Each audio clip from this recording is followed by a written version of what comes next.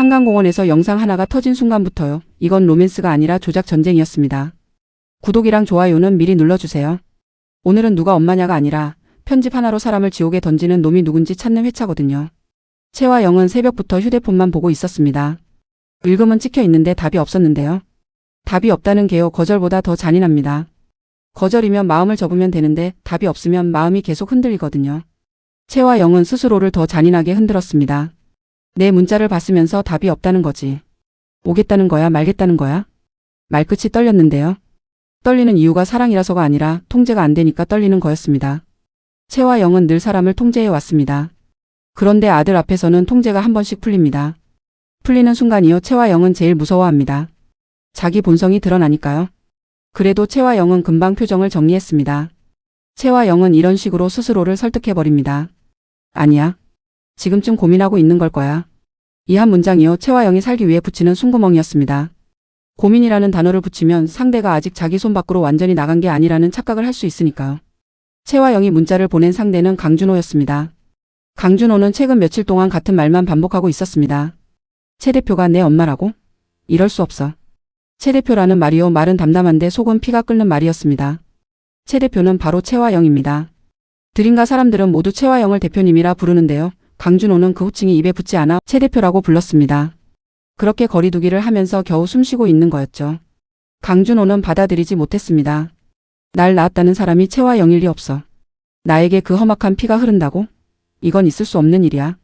그 말이요. 강준호가 채화영을 얼마나 혐오하는지를 그대로 보여줬습니다. 혐오하는 상대가 엄마라면요. 그건 세상이 무너지는 느낌입니다. 강준호는 무너지는 걸 싫어합니다. 그래서 더 크게 부정합니다. 채화영도 그걸 알았습니다. 그래서 채화영은 대면을 원하지 않았습니다. 대면하면 강준호가 무너지니까요. 무너진 아들은 제멋대로 튀고 제멋대로 튀는 아들은 카메라에 찍히고 카메라에 찍히는 순간 드림가가 흔들립니다. 채화영은 드림가가 흔들리는 걸 제일 싫어합니다. 그래서 채화영이 택한 건요. 한강공원 먼발치였습니다. 비서가 조심스럽게 물었습니다. 대표님 7시에 한강공원으로 모실까요?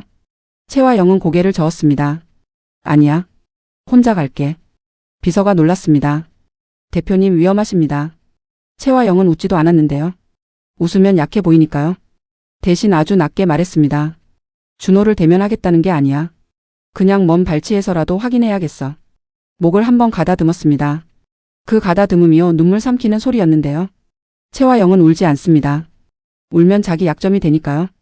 채화영은 속으로 중얼거렸습니다. 얼마나 기다리겠어. 엄마를 만나기를 얼마나 고대했겠냐고. 이 말은요. 스스로에게 하는 말인 동시에 강준호에게 하고 싶은 말이었습니다. 그런데 채화영은 그걸 입 밖으로 못합니다. 입 밖으로 하는 순간 강준호는 더 상처받습니다. 상처받은 강준호는 채화영에게 저주를 뱉을 수밖에 없습니다.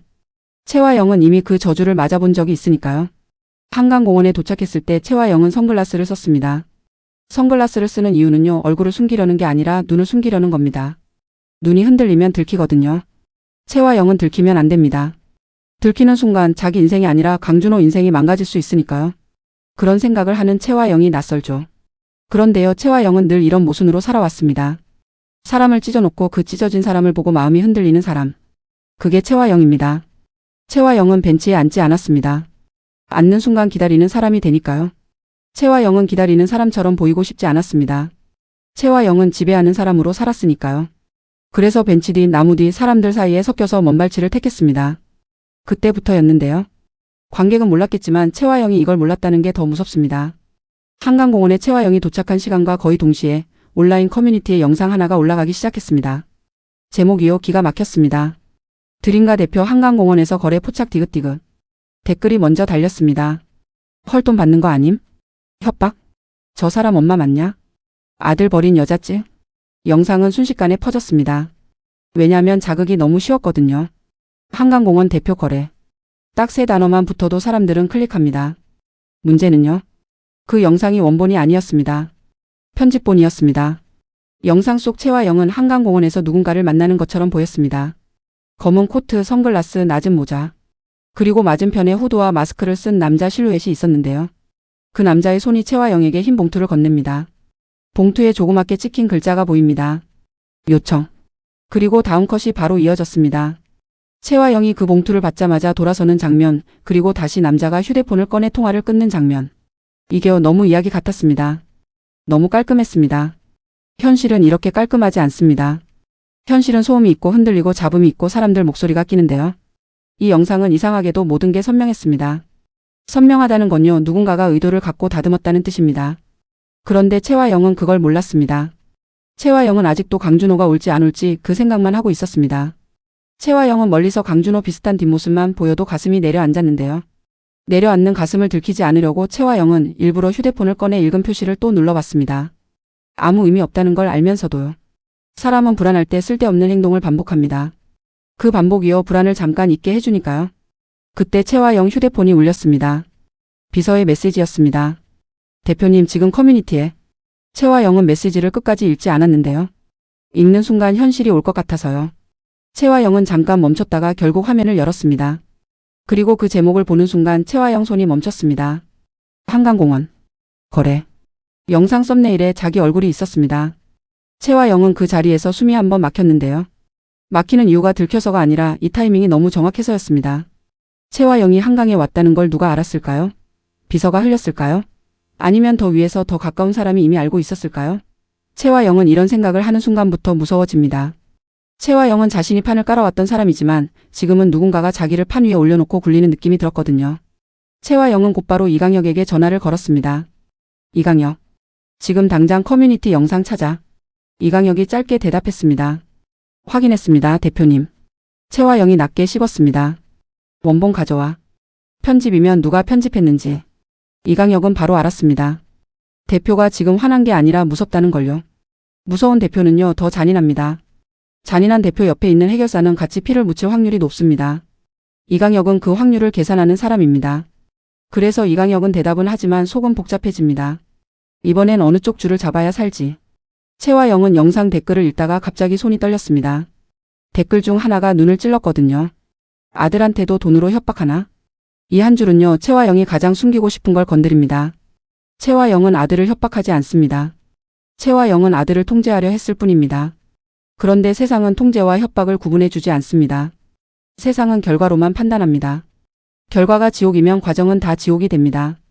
그런데 더 큰 폭탄이 바로 이어졌습니다. 강준호의 음성이 온라인에 올라온 겁니다. 됐습니다. 나도 그쪽을 만나지 않겠습니다.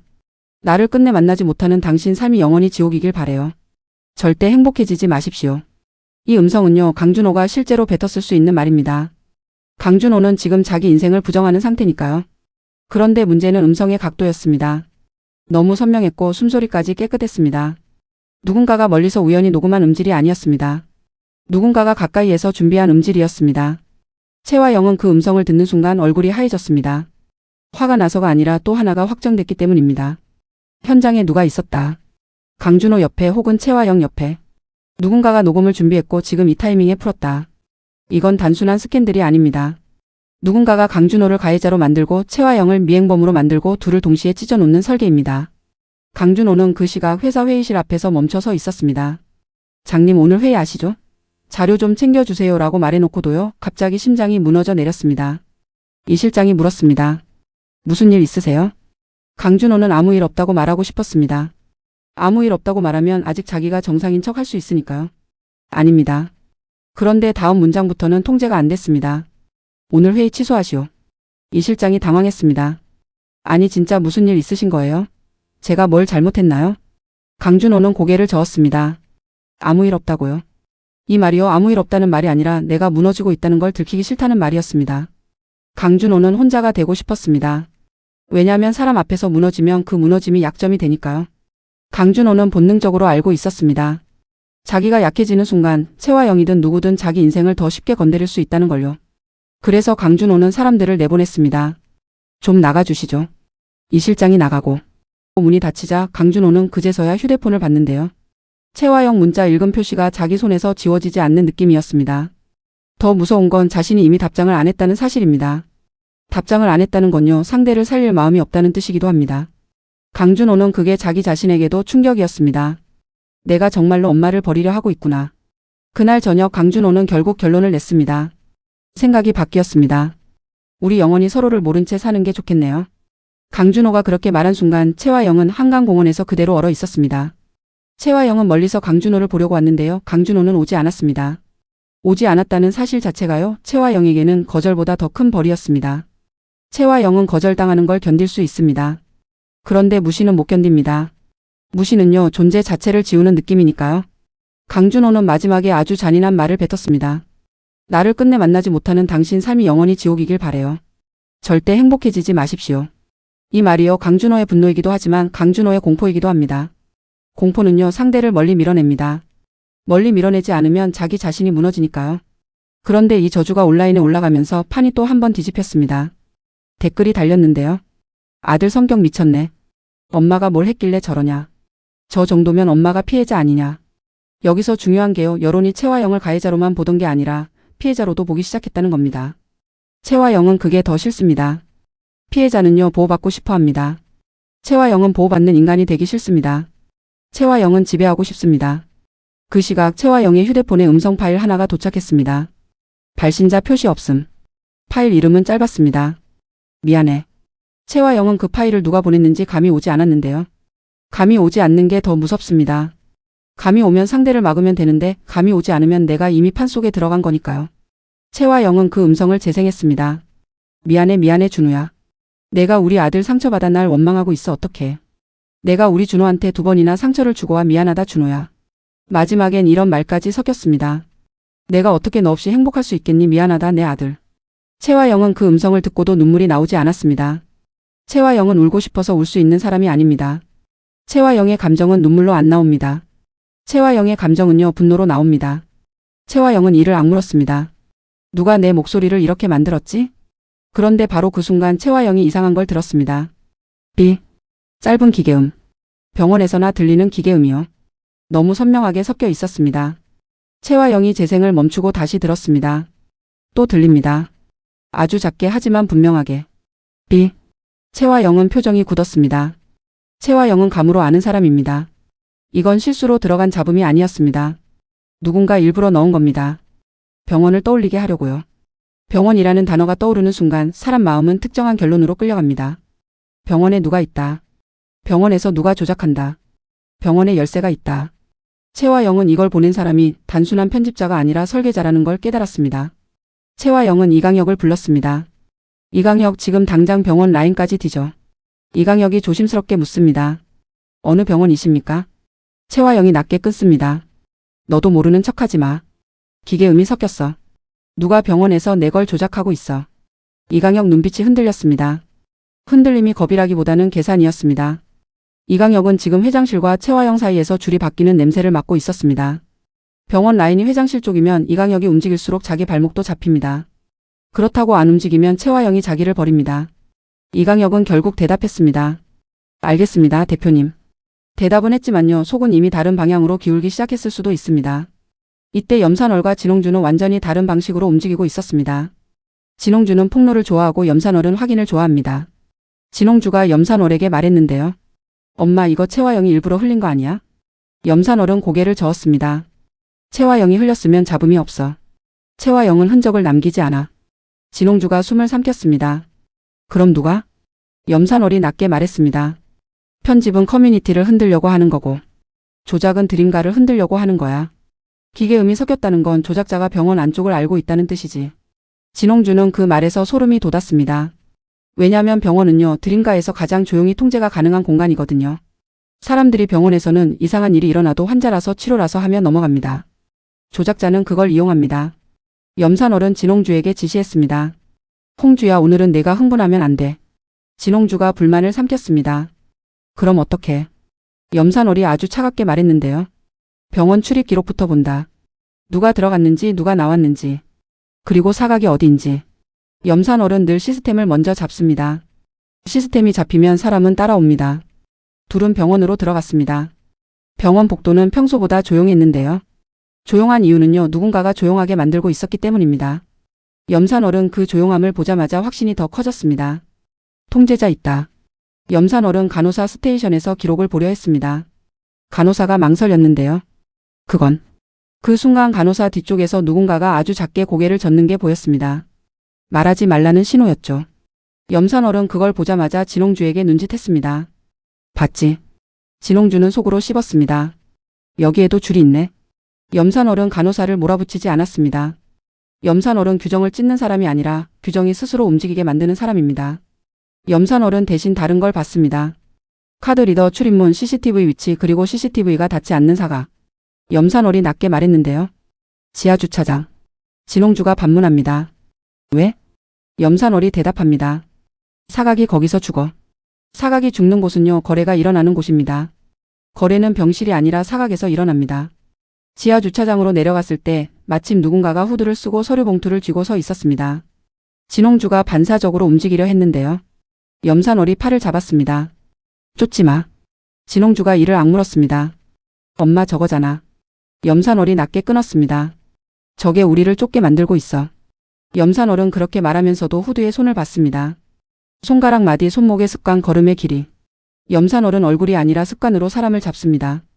그때 진홍주 폰에 발신자 없는 문자 한 줄이 왔습니다. 그만 봐. 진홍주는 웃음이 났습니다. 즐거워서가 아니라 확신이 생겨서요. 누가 막는다는 건 지금 우리가 정답을 건드렸다는 뜻입니다. 염산월이 폰을 보고 아주 짧게 말했습니다. 좋아? 진홍주가 묻습니다. 뭐가 좋아? 염산월이 대답합니다.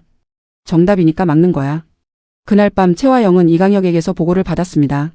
한강 영상 원본은 없습니다. 원본처럼 보이는 건 다 같은 계정에서 재업로드된 편집본입니다. 채화영이 낮게 씹었습니다. 그럼 처음 올린 계정은? 이강혁이 대답을 흐렸습니다. 해외 서버 경유입니다. 채화영은 그 말을 듣는 순간 더 화가 났습니다. 해외 서버는요, 잡지 말라는 뜻입니다. 잡지 말라는 뜻은요, 누군가가 위에서 막고 있다는 뜻입니다. 채화영은 이강혁을 보며 말했습니다. 너 지금 나랑 회장실 사이에서 줄 타지. 이강혁이 숨을 삼켰습니다. 채화영이 더 낮게 덧붙였는데요. 줄 잘못하면 너부터 죽어. 이강혁은 고개를 숙였지만 속으로는 더 확신했을 겁니다. 대표님이 흔들린다. 흔들리면 더 위험하다. 그리고 흔들리는 대표는요, 곁에 사람을 더 세게 조입니다. 더 세게 조이면 사람은 도망갑니다. 이 루프는 늘 같은 결말입니다. 이 모든 와중에 강준호는 완전히 고립되어 있었습니다.